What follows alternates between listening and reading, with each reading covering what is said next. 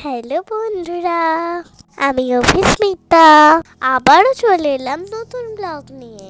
আজকে আমরা চলে গেছিলাম কোলাঘাটের দাসপাড়ার মায়ের মন্দিরে। দেখো বন্ধুরা, মাকে কত সুন্দর লাগছে না?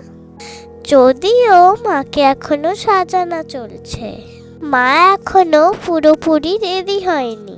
তাও মা কত সুন্দরী, তাই না? মা কিন্তু শুধু সুন্দরী নয়, মা আমাদের ভীষণ জাগ্রত। মা সবার মনের আশা পূরণ করে, তাই মানুষ অনেক দূর দূর থেকে আসে মায়ের কাছে পুজো দিতে।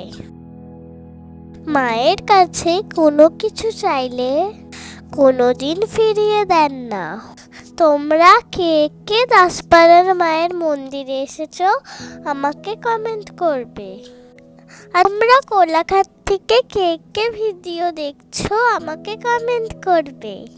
দেখো বন্ধুরা, এখনই কত ভিড়। মায়ের এখনো পুজোর প্রস্তুতি পর্ব চলছে। মায়ের পুজো শুরু হবে রাত্রিতে। মায়ের দর্শন করে মাকে প্রণাম করে ওখান থেকে বেরিয়ে পড়লাম বাড়ির উদ্দেশ্যে। জয় মা কালী, সবাইকে ভালো রেখো মা। আজ তো আমার মায়ের উপর, ওই জন্য মা কিছু খাবে না, কিন্তু আমি তো ভুট্টা খাবই।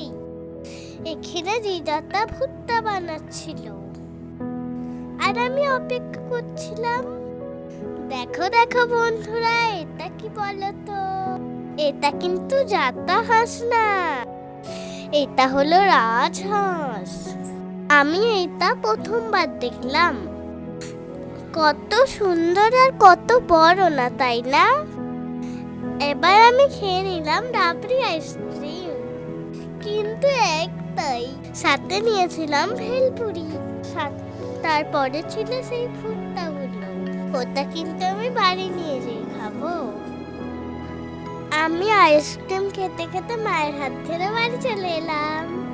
আমার ভিডিওটা দেখার জন্য অনেক অনেক ধন্যবাদ। আমার ভিডিও যদি ভালো লাগে লাইক করে দিও আর কমেন্ট করে দিও। সাবস্ক্রাইব করতে ভুলো না কিন্তু। Bye bye.